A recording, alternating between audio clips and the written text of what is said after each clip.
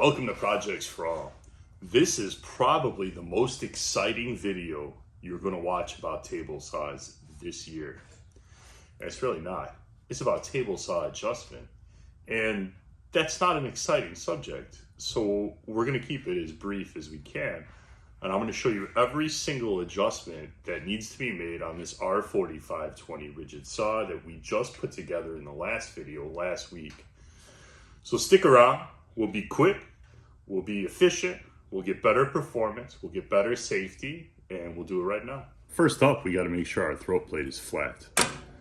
Get a little ruler.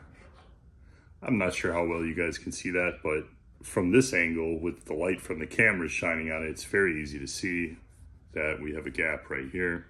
All right, I know this is a little bright and weird light for the camera, but it really helps to illustrate and let you guys see. And this is how it was out of the box, not straight at all. And we need that sucker flat because it could affect all of our other adjustments. Clockwise is up, counterclockwise is down. Really what I did is adjust everything below the tabletop. So it's not teetering and one's not higher than the other. One screw isn't pushing up higher than the other. It's not really teetering anymore. And then I'll bring it up until it touches the ruler. So if we push the fence over, this end here is completely covered by the fence. I can't see the miter slot on this side looking down on it at all. On this side, you got a sizable gap, probably 4 millimeters or so, 3 millimeters. So this fence is canted this way. We're gonna have to adjust this fence so it's completely parallel with this miter slot, ensuring that when we feed a board through it, it's not getting narrower as it gets to the back of the blade, because that can cause kickback. It can screw up your cut, and yeah, it's just not good in general. So we're gonna adjust this fence so it's perfectly parallel with this miter slot. Adjusting the fence parallel to the miter slots is really simple. You loosen these 4 5 millimeter Allen bolts. I was able to do it with just this screwdriver. We'll loosen these up. We'll physically move the fence so it's parallel, and then we'll tighten these back down. Simple, easy, can be done real quick on the saw. I like this adjustment.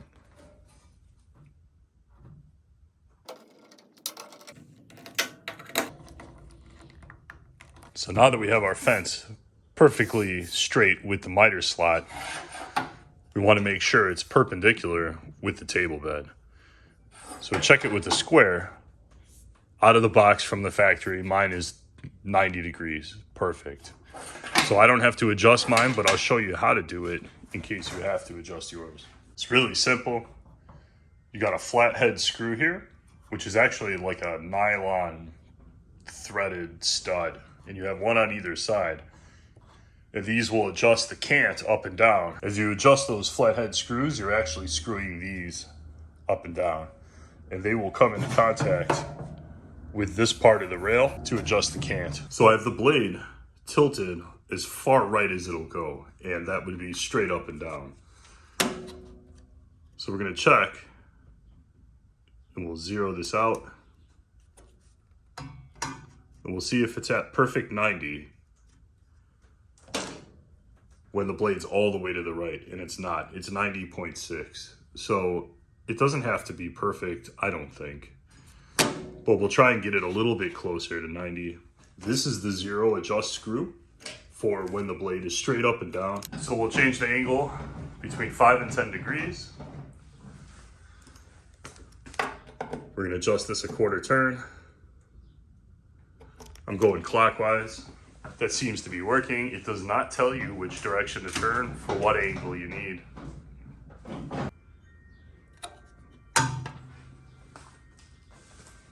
$89.8 though. We'll try one more time. Why not? 90 on the money. Back to 0. Back to 0. So it stops perfectly on 90 now. When you crank it all the way, we're off just a hair here. So we'll loosen the screw, and adjust this pointer so it's exactly on 0 now that we know we have it perfectly at 90. Now that we had our 0 bevel set, let's crank our blade all the way over until it stops the other way, and we'll check and make sure that's actually 45.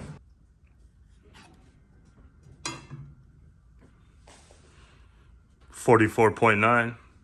I'm gonna say that's good enough. If it was off, we would crank it back 5 to 10 degrees, and we would do this one by a quarter turn, one way or the other, until we got it perfect. But I can live with 44.9. Your other real option is just to buy one of these. I mean, you have the stops, which is great, but the stops get hard to turn at the end, and I never know if I should force them through that hard part till they completely stop. It always feels like I'm stressing out the tool. So I bought this. This is older than my YouTubing experience. I did this because if I'm going to adjust my blade, or I just want to make sure that it's at 90 degrees, I don't have to fool around. I don't rely on the saw. I've been that way with the Delta. I'll be that way with this one. Buy one of these, 20 bucks, 25 bucks, you're sure. This thing works great. So the next thing we're gonna check is the blade is totally parallel with this miter slot edge. So we got a little ruler. They tell us to mark the blade with a pencil mark. So we're gonna check on the pencil mark on this side. So my blade is 4 9/16 to the edge of this miter slot right here, just a hair under. So we're gonna rotate the blade around so our pencil mark is on this side right there. And we're gonna bring it back and make sure that we have the exact same measurement on the back side. We're not gonna touch the carbide tips with the ruler. You want it on the flat part of the blade and just a hair under 4 9/16. So this one from the factory is totally perfect. It's straight as an arrow. If your saw blade is not perfectly parallel to the miter slot, what you do is you remove your back cover, which I've already done. You take an 8mm hex and you loosen these 2 bolts right here. And that'll loosen this entire mechanism up.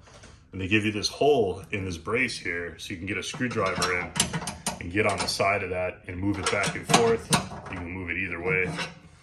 And then you just retighten this, put your cover back on. But that saw blade has to be totally 100% parallel with your miter slots. Thankfully ours was, we don't have to screw with it. We're gonna pull the fence over gently until it just comes into contact with the carbide tips on our blade. And once we do that, we can check our gauge. And our gauge is actually fairly close to 0. So I'm gonna do just a minor little bump. We're gonna loosen these 2 screws, and they're just tightened down in a slot, and we're gonna move that gauge so it's absolutely perfect on 0. And we can do that now that we know our blade is totally straight with the miter slots. We can adjust this gauge because we know we're gonna be spot on. So we've got the all-important riving knife. The riving knife fits down in here between these 2 plates. And this lever's on a cam, and all it does is tighten this outside plate down. There's a couple studs that fit into these holes, and this lever cams and then presses this plate down and pushes those studs into these holes to hold the riving knife. So to put it in, flip the lever up. You can feel it hit the studs and it'll stop, and then you flip your lever down and your riving knife is attached and it's on there. There are adjustments for it. If you need to move the riving knife back and forth, you can loosen these 2 bolts right here. These little set screws in the back here. Behind these adjusters, there's these little set screws, and they are to adjust the cant back and forth of the riving knife. I imagine if it's off just a little bit, you can just give it a little push, but yeah. So you gotta make sure it's totally straight, which we'll do. And mine is totally straight. Make sure when you measure it, when you check this, you're not touching the carbide tips because that'll throw you off. But this one is perfectly straight. The very last adjustment on the back of the saw is this nut right here on the back of the fence. If you lock your fence down with the lever, but you can still grab it and move it back and forth, you tighten this nut by a quarter turn at a time until you can no longer manhandle this thing. Mine's perfect. I don't have any reason to mess with it. This brand new table saw is completely set up and ready to go. We have the blade parallel to the miter slots, the fence parallel and perpendicular to the table bed and the miter slots. We have the throat plate flat. We know that the riving knife is straight and in line with the blade, so we won't have any binding. We have the gauges on the fence set up. The fence locks down properly. This saw is ready to go. So all that's left to do, we'll hook up the dust collector, we'll throw some wood through it, we'll do the very first cuts on this brand new saw, and we'll see how it does. Should be good.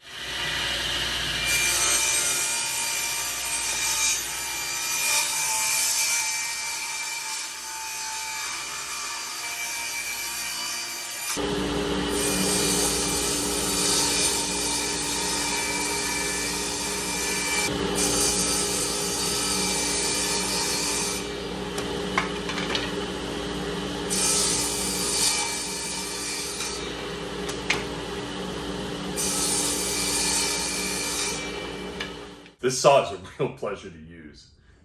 With everything adjusted, everything goes through it smooth and easy. It's pretty awesome. If you want to see all the ways to adjust the Delta saw, hit me up in the comments and I'll do a video about that saw too. All the angles are basically the same. No matter what saw you have, these are all the angles you need to worry about. So I hope you enjoyed the video.